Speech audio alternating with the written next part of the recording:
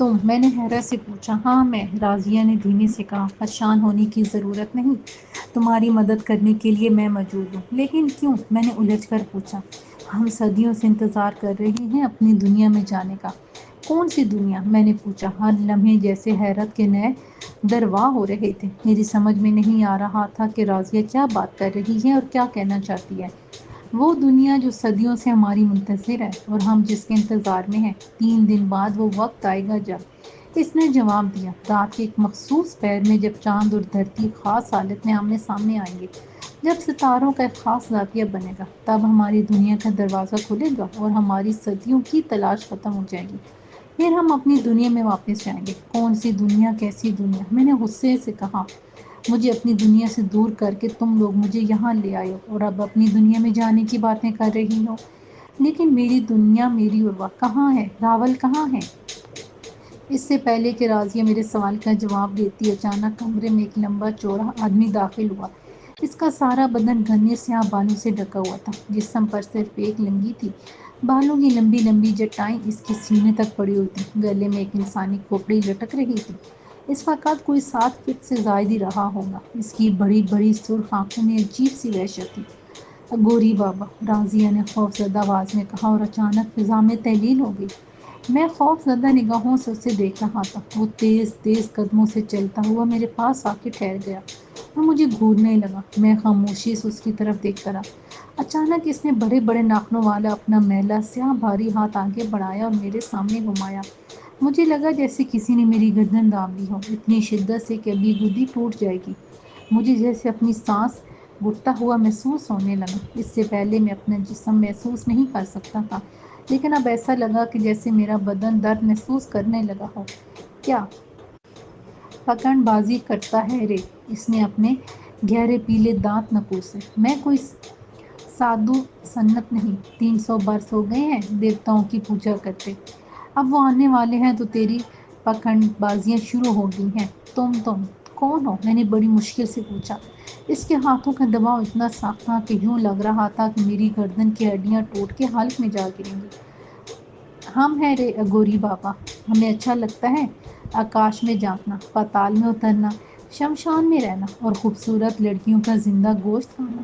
اس نے کہتے ہوئے ایک زوردار کہکا لگایا۔ اور پانی والے تو ہم سے چھپے گا؟ گوری بابا سے کچھ نہیں چھپا۔ پانی والے؟ میں نے حیرت سے سوچا، کبھی قادری بھائی، کبھی پنڈت مدن موہن، کبھی یہ سب مجھے پانی والا کہتے ہیں۔ ان کو کیا اور کیسے معلوم ہوا؟ نہ رے نہ، اپنی بدھی کو، اپنے دماغ کو اتنا کشٹ نہ دے، اتنا وزن نہ ڈال اس پر کہ وہ برشٹ ہو جائے، تباہ ہو جائے۔ وہ کہکا لگا کر ہنسنے لگا۔ اس کی طوفانی ہنسی وحشت امیز تھی، خوف زدہ کرنے والی۔ کیا مجھے قربان کر دیا جائے گا؟ میں نے پھنسی پھنسی آواز میں پوچھا، اور گوری بابا نے ایک دم میری گردن چھوڑ دی۔ مجھے لگا جیسے میں پٹ سے زمین پر گر پڑا ہوں اور میرے کوئلے پر چوٹ لگی ہو۔ قربانی تو ہونی چاہیے، بلی تو چڑھنی چاہیے، جتنا بڑا کام اتنا ہی بڑا سودا۔ وہ پھر ہنسنے لگا۔ میں چپ رہا۔ میری گردن بدھی میں پہلے ہی درد ہو رہا تھا اور اب کوئلے میں درد شروع ہو گیا۔ مجھے اپنا بدن محسوس ہونے لگا تھا، لیکن دکھائی نہیں دے رہا تھا۔ یہ کیسی عجیب سی صورتحال تھی، میری سمجھ میں قطعاً نہیں آ رہا تھا۔ میں خود کو نہیں دیکھ پا رہا۔ کیوں؟ میں نے آہستہ سے پوچھا۔ کیا کیوں؟ کیسے؟ کس طرح؟ کب؟ کہاں؟ ارے تیرے کاف کے اکشر کبھی ختم ہوں گے یا نہیں؟ گوری بابا نے کہا۔ میں بے بسی سے اس کی طرف دیکھنے لگا۔ وہ بولا، 3 راتوں کا کشٹ اور بھوک لے، پھر اس کے بعد شانتی شانتی ہے۔ میں چپ رہا۔ گوری بابا اپنی باتوں سے حلیے سے بہت پہنچا ہوا لگ رہا تھا، اور جس طرح راضیہ اس کو دیکھ کر خوف زدہ ہو کر فرار ہو گئی تھی، اس سے صاف ظاہر تھا کہ اس سے الجھنا آسان نہیں ہے۔ گوری بابا، کیا ہے یہ؟ وہ اچانک بولا۔ کیا؟ میں نے بھی سخت پوچھا۔ تیرے پران کو تیرے شریر سے نکال لیا، وہ کہکا لگا کے بولا۔ گوری بابا، شریر کے پنجرے سے پران کا طوطا یوں پکڑ لیتا ہے۔ اس نے فضا میں ہاتھ بلند کر کے چٹکی بجائی۔ تم مجھے قربان کر دو گے؟ بلی چڑھا دو گے میری؟ میں نے پوچھا۔ گوری بابا مجھے گھورنے لگا۔ چند لمحے وہ گہری سرخ انگارہ آنکھوں سے گھورتا رہا، اس کے موٹے سیاہ ہونٹ بھیجے رہے۔ پھر اس نے بھاری آواز میں کہا، بالک انتظار کر، سمے آنے دے۔ کیا مجھے مار دو گے؟ میں نے چلا کے پوچھا۔ مارنے اور بلی دینے میں بڑا فرق ہے بالکہ اس نے عجب انداز میں کہا، تیرا بدن بھی دروازہ ہے، جب وہ آکاش سے سمت کرے گا تو پھر نئی دنیا جمے گی، آکاش سے دیوتا آئیں گے، سمندر کا سینہ پھٹے گا اور وہ چپ ہو کے مجھے گھورنے لگا۔ اور کیا؟ میں نے دھڑکتے دل سے پوچھا۔ اور کیا؟ اچانک اگوری بابا نے مجھے جھک کے گردن سے پکڑا اور جھلاتے ہوئے بولا، جا اپنے پنجرے میں جا۔ اس نے مجھے 2-4 بار جھلایا، میں فضا میں جھولنے لگا، پھر اس نے مجھے دائیں جانب گھما کے دے مارا، جیسے بچہ غصے میں گڑیا گڈے یا کسی کھلونے کو دیوار پر دے مارتے ہیں۔ مجھے زور کا جھٹکا لگا، آنکھوں کے سامنے تاریکی چھا گئی، مجھے لگا جیسے میں کسی تاریک سرنگ سے گزر رہا ہوں۔ پھر اچانک مجھے زور کی کھانسی آئی، میں نے اپنی کھانسی کی آواز خود سنی، میں نے ادھر ادھر دیکھا، میں اپنے بستر پر تھا، میں نے اپنے آپ پر نظر ڈالی، مجھے اپنے ہاتھ پیر جسم سب دکھائی دے رہا تھا، گویا میں اپنے بدن میں واپس آ چکا تھا۔ اگوری بابا کے لفظ میرے کانوں میں گونج رہے تھے، جا اپنے پنجرے میں جا۔ میں نے بے ساختہ اپنی گودی سہلائی، مجھے درد محسوس ہوا۔ یہ کیا معاملہ تھا؟ میں نے سوچا، یہ کیسے ممکن ہے کہ میں اپنے بدن سے باہر چلا جاؤں اور پھر واپس آ جاؤں؟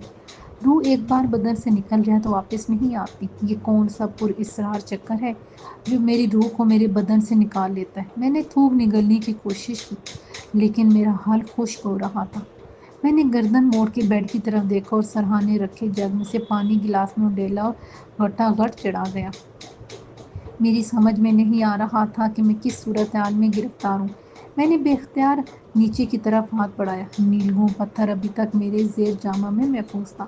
میری سمجھ میں ایک بات نہیں آ رہی تھی کہ اس نیلگوں پتھر پر ابھی تک کسی کی نظر کیوں نہیں پڑی، وہ پراسرار مخلوق جو ہماری خدمت پر مامور تھی، اور پھر یہ تازہ ترین معاملہ، اگوری بابا جو بدن سے روح کو باہر کھینچ لینے کی طاقت رکھتا ہے، اس کو نیلگوں پتھر دکھائی کیوں نہیں دیا؟ پنڈت مدن موہن جو پراسرار طاقتیں رکھتے تھے، انہیں وہ پتھر کیوں نہیں ملا، جبکہ اسے حاصل کرنے کی بار بار کوشش بھی کرتے تھے؟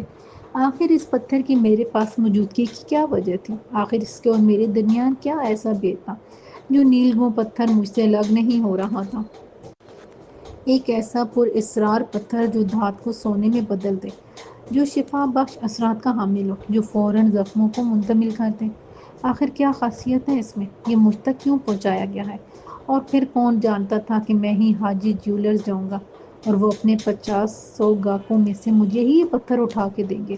آخر میرا اس پتھر سے تعلق کیا تھا؟ کون اس کے ذریعے نئی دنیا کا دروازہ کھولنا چاہتا ہے؟ کون سے دیوتا آنے والے ہیں؟ کون ایک نئی دنیا کا ظہور کرے گا؟ اور پھر ان سب کا نتیجہ کیا ہوگا؟ اور میں طلال صدیقی عرف بلال ان سارے معاملات میں کہاں اور کیسے فٹ ہوتا ہوں؟ سوچ سوچ کر میری کنپٹیاں دکھنے لگیں، مگر میری سمجھ میں کچھ نہیں آیا۔ میں نے سر جھٹک کے ایک گہری سانس لی اور اٹھ کے غسل خانے کا رخ کیا۔ حسب معمول نئے کپڑے ہینگر میں موجود تھے۔ میں نے ضروریات سے فارغ ہو کر شاور کھولا اور اس کے نیچے کھڑا ہو گیا۔ ٹھنڈے شفاف پانی نے جیسے میرے بدن کو سکون بخشنا شروع کر دیا۔ میں کافی دیر تک شاور کے نیچے کھڑا رہا، پھر کپڑے بدل کے باہر آ گیا۔ غسل خانے کے دروازے سے نکلتے ہی میں ٹھٹک گیا۔ بستر کے ساتھ والی کرسی پر راضیہ بیٹھی تھی۔ تم یہاں؟ میں نے حیرت سے پوچھا۔ پھر نہ جانے کیوں مجھے غصہ آ گیا۔ میں نے درست لہجے میں کہا، چلی جاؤ یہاں سے۔ میں نے کیا کیا ہے جو مجھ پر خفا ہو رہے ہو؟ اس کے انداز میں ہمیشہ کی طرح نرمی تھی۔ آخر کون ہو تم لوگ؟ کیا چاہتے ہو؟ کیوں مجھے اس جنجال میں پھنسایا ہے؟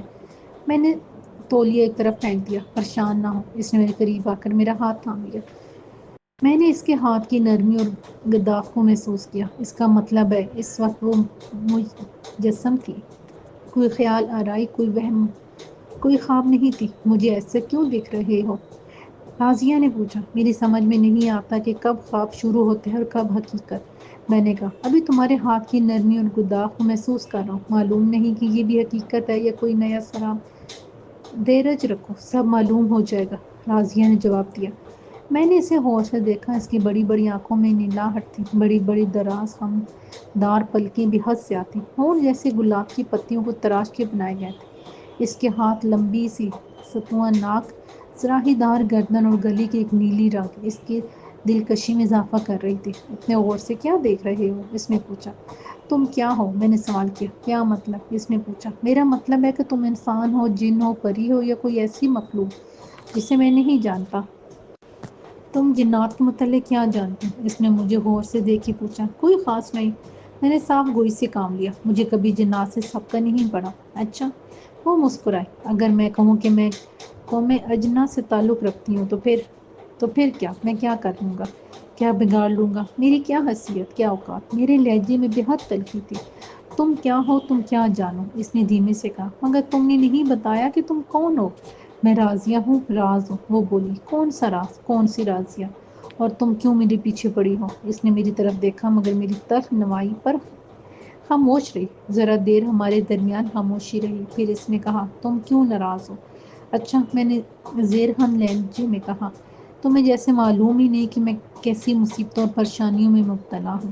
میرا ذہنی توازن متاثر ہو رہا ہے۔ مجھے کچھ معلوم ہی نہیں ہوتا کہ میں عالم خواب میں ہوں یا حقیقت میں۔ جو خواب میں دیکھتا ہوں وہ حقیقت، اور جو حقیقت سمجھتا ہوں وہ خواب جیسی لگتی ہے۔ کوئی حقیقت نہیں، سب خواب، سب دعا۔ تمہارا غصہ بجا ہے، راضیہ دھیمے سے کہہ کر خاموش ہو گئی۔ تم مجھے بتاؤ کہ اس کی حقیقت کیا ہے؟ میں نے غصے میں ہونے کے باوجود دھیمے لہجے میں کہا، آخر اس کا راز کیا ہے؟ راضیہ چند لمحے مجھے غور سے دیکھتی رہی، پھر نظریں جھکا کر آہستہ سے بولی، میں تو بس ایک خادمہ ہوں، داسی ہوں، وقت سے پہلے کچھ نہ ہی پوچھوں۔ اچھا، میں نے استہزائی انداز میں پوچھا، اور وہ وقت کب آئے گا؟ اور وقت کے 11 دن کب پورے ہوں گے؟ 11 دن، اس نے دہرایا۔ ہاں، نام نہاد 11 دن، اور نہ جانے کتنے 11 دن گزر چکے ہیں۔ عروہ کا کوئی اتا پتہ نہیں ہے۔ ہاں، اس کی شکل اختیار کر کے کوئی نہ کوئی پتھر کا راز پوچھنے کے لیے چلا آتا ہے۔ آخر کون ہو تم لوگ؟ میں نے پوچھتے پوچھتے چلا پڑا۔ یہ 11 دن کی گنتی تو تمہارے حساب میں ہے، مگر ان کے 11 دنوں کا تمہیں اندازہ نہیں۔ ان کے دن بہت طویل ہوتے ہیں، اس نے بتایا۔ کیا مطلب؟ میں چونکا۔ کس کے دن؟ کتنے لمبے دن؟ کیا تم لوگ ایلین ہو، خلائی مخلوق، اس جہاں سے پرے، کسی دوسرے سیارے کی مخلوق؟ میں نے اس کی آنکھوں میں آنکھیں ڈال کے پوچھا۔ وہ چند لمحے گہری نگاہوں سے مجھے دیکھتی رہی، پھر بولی، تم بہت سوال کرتے ہو آخر۔ اس نے جملہ ادھورا چھوڑا اور دائیں بائیں دیکھا۔ اس کے سبھی چہرے پر شدید پریشانی کے آثار نمایاں ہوئے۔ پھر وہ لرزتی ہوئی آواز میں بولی، میں جا رہی ہوں، پھر آؤں گی، پریشان مت ہونا، خود پر قابو رکھنا اور راز کو راز رکھنا۔ وہ کہتے کہتے اچانک جیسے فضا میں تحلیل ہو گئی۔ میں آنکھیں پھاڑے اس خلا کو گھورتا رہ گیا جہاں وہ تحلیل ہوئی تھی۔ حالانکہ ابھی ذرا دیر پہلے میں نے اس کے نرم ہاتھوں کا داغ محسوس کیا تھا، اس کی سانسوں کی حرارت کو اپنے چہرے پر محسوس کیا تھا، اور اب وہ اپنے پورے وجود کے ساتھ تحلیل ہو گئی تھی۔ پھر اچانک مجھے یوں لگا جیسے کمرے میں کوئی ندیدہ وجود موجود ہو اور میرے چاروں طرف گھوم رہا ہو، یوں جیسے تلاشی لے رہا ہو۔ مجھے اپنے اطراف میں لمحے بھر کے لیے شدید ٹھنڈ کا احساس ہوا، اور پھر وہ ٹھنڈ اچانک ہی ختم ہو گئی۔ وہ ہے جس کو میں دیکھ نہیں پایا تھا، اس کو راضیہ نے محسوس کر لیا تھا، تبھی واپس چلی گئی تھی۔ اس سے ایک بات تو واضح ہو گئی تھی کہ راضیہ میرے ساتھ مخلص تھی۔ وہ مجھے جس بات سے آگاہ کرنا چاہتی تھی، کسی نامعلوم خوف کے سبب بتانے سے جھجک رہی تھی۔ جو مخلوق میرے ارد گرد تھی وہ راضیہ سے زیادہ طاقتور تھے، اس لیے ان کے سامنے آنے سے کتراتی تھی۔ میں سوچنے لگا، پھر اچانک میں نے کہا، مجھے بلیک کافی چاہیے۔ میں چند لمحے منتظر رہا کہ کب وہ پر اسرار روشنی نمودار ہو کے انوکھے طریقے سے میرے لیے کافی کا بندوبست کرتی ہے، مگر کچھ نہ ہوا۔ اچانک دروازے پر دستک سی ہوئی۔ آ جاؤ راوت، تمہیں دروازہ کھٹکھٹانے کی کیا ضرورت؟ میں نے پکار کے کہا، مگر وہ اندر نہیں آیا۔ میں اٹھ کے دروازہ کھولا اور گہری سانس لے کے رہ گیا۔ دروازے کے باہر ایک چھوٹی سی تپائی پر بلیک کافی، کوکیز اور پانی کی بوتل رکھی ہوئی تھی۔ جو بات میرے ذہن میں تھی وہ ظاہر ہو گئی تھی۔ میں مسکرا دیا۔ میں نے کہنے سے پہلے اپنی پسندیدہ کافی، اس کے ساتھ کوکیز، پانی کی بوتل کا ویسے ہی تصور قائم کیا تھا جسے گھر میں طوبہ سے بنواتا تھا۔ وہ میرے دماغ کو پڑھ کر اس کے مطابق میری پسند کی چیزیں تیار کرتے تھے، اور جو میں واضح نہیں سوچتا تھا وہ نہیں ہوتا تھا۔ پہلے بھی میں نے یہی سوچا تھا کہ مجھے موتیا گلاب، سرخ، سفید، پیلے گلاب پسند تھے۔ میں ان کی خوشبو کو پہچانتا تھا۔ میرے ذہن میں ایک لون کا جو تصور تھا ویسے ہی لون یہاں موجود تھا، اور کالے گلاب میں نے تصویر میں تو دیکھے تھے، لیکن کبھی ان کو وجودی سطح پر نہ محسوس کیا تھا، اور نہ ہی ان کی خوشبو میرے حواس میں کہیں محفوظ تھی۔ وجہ سیدھی سی تھی کہ میں نے کالے گلاب کی خوشبو نہ سونگھی تھی اور نہ ہی محسوس کی تھی۔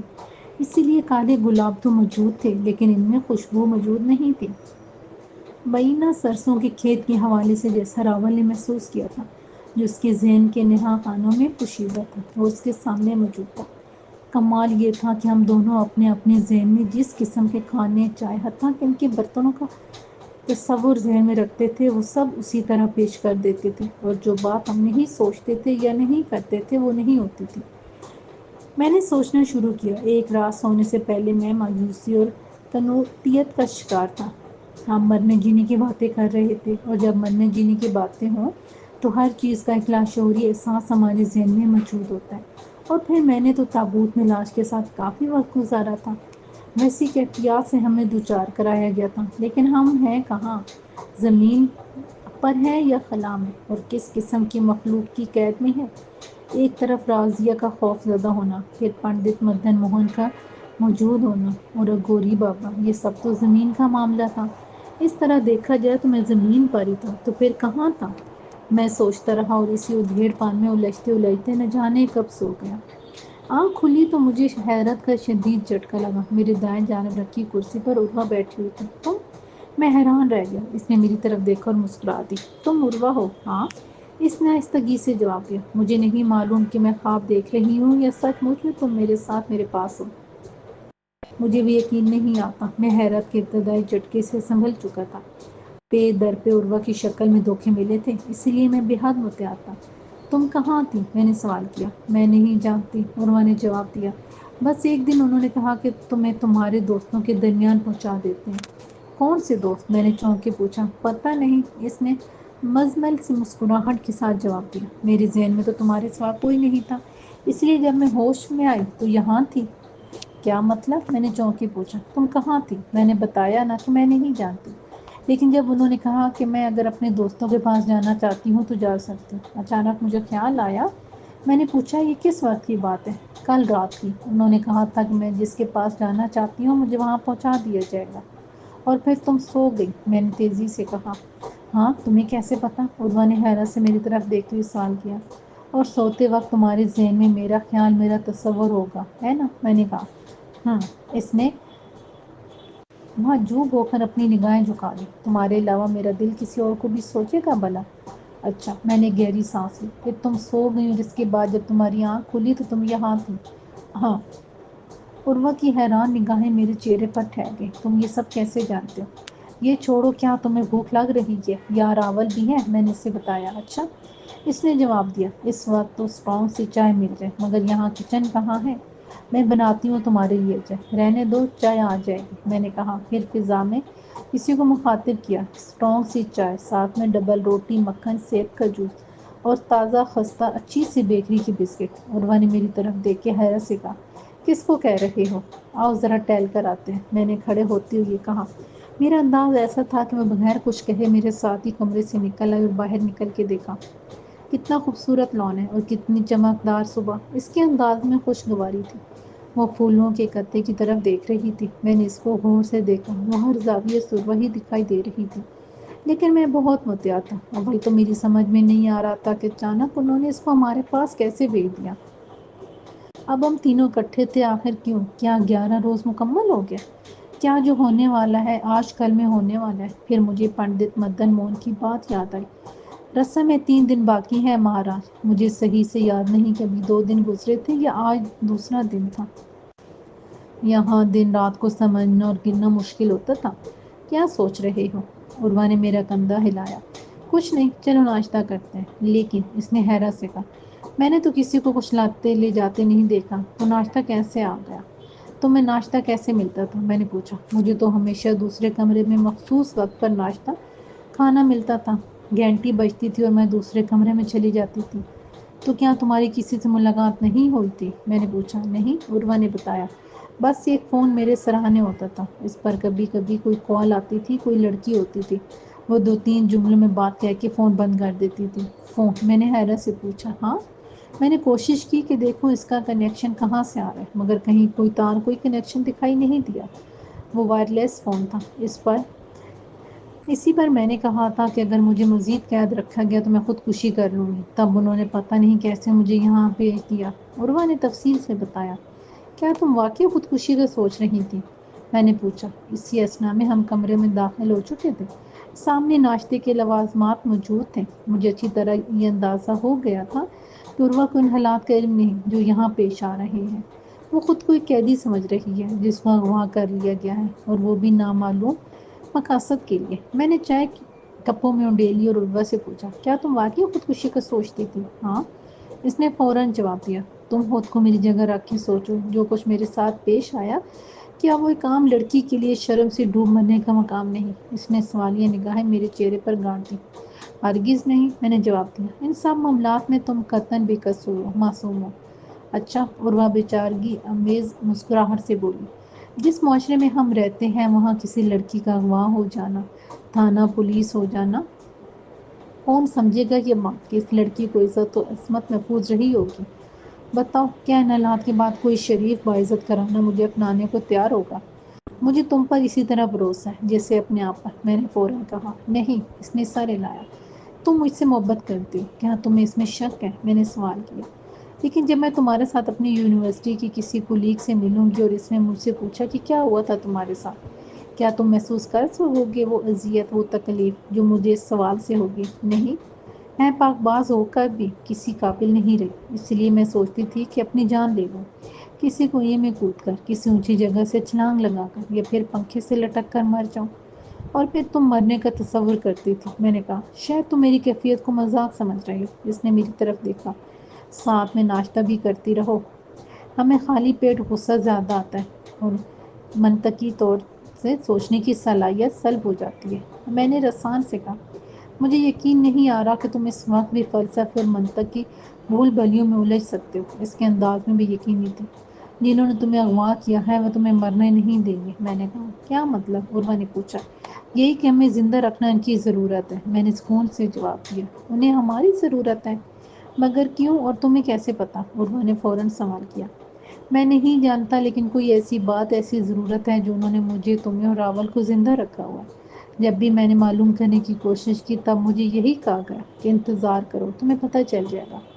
یہ کون لوگ ہیں؟ اس نے پوچھا۔ کیا یہ کوئی بہت بڑا گروہ ہے؟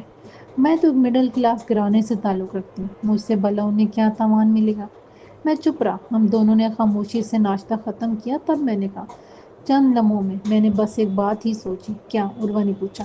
یہی کہ اس کائنات میں صرف ہم ہیں، میں ہوں اور تم ہو اور کوئی نہیں۔ بکو مت، بے ساختہ اس نے کہا اور اس کا چہرہ سرخ ہو گیا۔ مجھے ہنسی آ گئی۔ میں نے کرسی کی پوچھ سے ٹیک لگا لی اور نیم آنکھوں سے اسے دیکھنے لگا۔ کیا نیند آنے لگی ہے؟ اس نے پوچھا۔ نہیں، میں نے جواب دیا، بھاری ناشتے کے بعد کسل مندی سی طاری ہو گئی ہے۔ اگر تم آرام کرنا چاہتی ہو تو یہاں مزید کمرے موجود ہیں۔ نہیں، میں ہرگز ادھر سے نہیں جاؤں گی۔ اس نے گھبرا کر فوراً ہی جواب دیا۔ اچھا، تو پھر ادھر ہی بندوبست کرتے ہیں۔ میں نے کہا، ادھر ہی ایک اچھا سا بیڈ ڈلوا دیتے ہیں، بیچ میں ایک پارٹیشن کر دیں گے تاکہ تمہیں سوتے ہوئے کوئی پریشانی نہ ہو اور ہم مزے سے باتیں کریں گے۔ اچھا، کیا پکنک منانے آئے ہو؟ جو بڑے اطمینان سے پروگرام اناؤنس کیا جا رہا ہے۔ ذرا مجھے سوچنے دو، میں نے آنکھیں بند کرتے ہوئے کہا۔ اچھا، تو پھر بیڈ ذرا ڈیکو پینٹ والا سوچنا، اس پر خوبصورت سے فیروزی رنگ کے کور ہوں، نرم و نازک پروں والے تکیے ہوں، ایسا بیڈ کہ لمحے بھر میں نیند کی وادی میں پہنچ جاؤں۔ وہ شرارت سے بولی۔ اچھا، ایسا ہی آ جائے گا، میں نے جواب دیا۔ چلو لان میں گھومتے ہیں۔ وہ اٹھ کھڑی ہوئی۔ اس کا ہر انداز بتا رہا تھا کہ وہ سچ مچ میں عروہ ہی ہے، مگر نہ جانے کیوں مجھے بھروسہ نہیں ہو رہا تھا۔ وہ کہتے ہیں نا کہ دودھ کا جلا چھاچھ بھی پھونک پھونک کر پیتا ہے۔ یقین کرنے کے باوجود یقین نہیں ہو رہا تھا۔ ہم دونوں لان میں ٹہلتے رہے۔ تیز چمکدار دھوپ گرم ہو چکی تھی۔ عروہ نے بیضوی عمارت کی طرف دیکھے پوچھا، وہ کیا ہے؟ بیٹھنے کے لیے جگہ ہے؟ کیا بیٹھنا چاہو گی؟ نہیں، اس نے جواب دیا۔ چلو اندر چلتے ہیں، گرمی ہونے لگی ہے۔ تم بیڈ پر سو جانا، میں کوئی چادر وغیرہ لے کر نیچے سو جاؤں گی۔ پتہ نہیں کیوں نیند آ رہی ہے، اور تمہارے لیے بیڈ پارٹیشن، فیروزی بیڈ کور اور تکیے جو لگے ان پر کون آرام کرے گا؟ اچھا، عروہ نے ہنس کے کہا، خیال آرائی رہنے دو۔ چند ہی لمحوں میں ہم کمرے میں داخل ہو گئے، لیکن عروہ دروازے میں یوں جامد ہو گئی جیسے مجسمہ بن گئی ہو۔ کمرے میں آدھے حصے میں پارٹیشن لگا ہوا تھا اور اس میں سے بیڈ لگا ہوا دکھائی دے رہا تھا۔ اب یہاں بت بنی کیوں کھڑی ہو؟ آگے بڑھو اور دیکھو، تمہارے لیے چھپڑ کٹ کا اہتمام کیا ہے۔ وہ دھیرے سے آگے بڑھی اور دیکھنے لگی۔ ڈیکو پینٹ کا ہے، بہت نفیس اور ہلکی کریم کلر کا بیڈ لگا ہوا تھا جس پر فیروزی بیڈ کور تھا، جس کی جھالریں نیچے لٹک رہی تھیں۔ سرہانے چار تکیے اور دائیں بائیں سائڈ ٹیبل پر خوبصورت لیمپ موجود تھے۔ ایک طرف چھوٹی سی ڈریسنگ ٹیبل رکھی تھی جس پر میک اپ کے لوازمات موجود تھے۔ یہ تو سچ مچ ہے۔ عروا کی حیرت ختم نہیں ہو رہی تھی، مگر میں حیران نہیں تھا۔ بیٹھ کر نقشہ وہی تھا جو جلال بھائی کے کمرے میں موجود تھا، اور اب یہ بات 16 آنے سچ ہو گئی تھی کہ یہاں موجود پر اسرار قوت ہمارے دماغ کو پڑھنے کی صلاحیت رکھتی ہے۔ عروا نے میرے بازو پکڑ کے ہلایا۔ یہ سب کیسے ہوا؟ پتہ نہیں، میں نے کندھے اچکا کے کہا۔ شاید ہم کسی ایسی جگہ آ گئے ہیں جن کو ہم سے بہت پیار ہے اور وہ ہماری ہر فرمائش کو پورا کر دیتے ہیں۔ کیا تم مجھ سے کچھ چھپا رہے ہو؟ اس نے مشکوک انداز میں میری طرف دیکھتے ہوئے سوال کیا۔ چھپانے بتانے کو ہے ہی کیا، میں نے دھیرے سے کہا۔ اب تم آ گئی ہو تو دیکھنا، خواہش کرنا اور پھر لطف اندوز ہونا۔ اس مخدوش حالت میں بھی تمہاری حس مزاح برقرار ہے، عروا نے یوں کہا جیسے سرزنش کر رہی ہو۔ پھر کیا کروں؟ میں نے کہا۔ رونے پیٹنے جلنے کوڑنے سے کیا حاصل؟ جو ہونا ہے ہو کے رہے گا، پہلے سے جی کو جلانا کیا؟ تم آرام کرو، میں ذرا دیکھوں کہ ابھی تک راول کیوں نہیں اٹھا۔ اس نے اس بات میں سر ہلایا اور آنکھیں بند کر لی۔ میں پلٹ کے کمرے سے باہر آ گیا۔ میرا رخ راول کے کمرے کی طرف تھا۔ میں نے دروازے کو ہلکے سے دھکا دیا، وہ کھل گیا۔ راول دروازہ بند کر کے نہیں سوتا تھا، اور ویسے بھی یہاں تھا ہی کون جو مداخلت کرتا۔ راول سو رہا تھا۔ میں نے اسے آواز دی مگر وہ نہیں بولا۔ مجھے حیرت ہوئی کہ وہ اس قدر گہری نیند میں تھا، اس سے پہلے تو وہ جلدی اٹھ جاتا تھا۔ میں نے اسے ہلایا، وہ کسمسا کے اٹھ بیٹھا۔ تم؟ اس نے مجھے دیکھتے ہوئے کہا اور ایک طویل انگڑائی لی۔ خیریت تو ہے؟ آج ابھی تک سو رہے ہو؟ میں نے پوچھا۔ پتہ نہیں کیوں، رات میں بے چینی سی تھی، بہت دیر تک باہر ٹہلتا رہا، 2 مرتبہ تمہارے کمرے میں جھانکا مگر تم بے خبر سو رہے تھے۔ کیا پریشانی تھی؟ پتہ نہیں، اس نے کندھے اچکائے۔ بس اکتا گیا ہوں، بچے بہت یاد آتے ہیں، پتہ نہیں ان سے دوبارہ ملنا نصیب ہوگا یا نہیں۔ وہ بہت اداس، بہت یاسیہ زدہ دکھائی دے رہا تھا۔ گھبراؤ نہیں، اللہ تعالیٰ اچھا کرے گا۔ میں نے کہا۔ ہاں، وہ مزمل مسکراہٹ کے ساتھ بولا۔ تمہاری ہمت ہے، مجھے بھی ہمت ملتی ہے۔ اچھا تم منہ ہاتھ دھو لو، پھر باتیں کریں گے۔ اور میں نے اس کی طرف دیکھا اور دانستہ چپ ہو گیا۔ اور کیا؟ وہ غسل خانے کی طرف بڑھتا بڑھتا رک گیا۔ کیا کوئی خاص بات ہے؟ تم غسل خانے سے تو ہو آؤ، میں نے ہنس کے کہا۔ نہیں، پہلے بتاؤ۔ وہ اکڑ گیا۔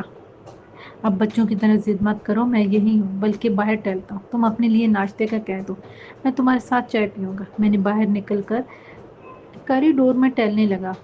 بہت سارے سوالات میرے کاسے سر میں گونج رہے تھے۔ مجھے بار بار ایک ہی خیال آ رہا تھا کہ 11 دن کا کیا بھید ہے، اور کیا یہ 11 دن ہماری گنتی کے ہیں یا کسی اور کی؟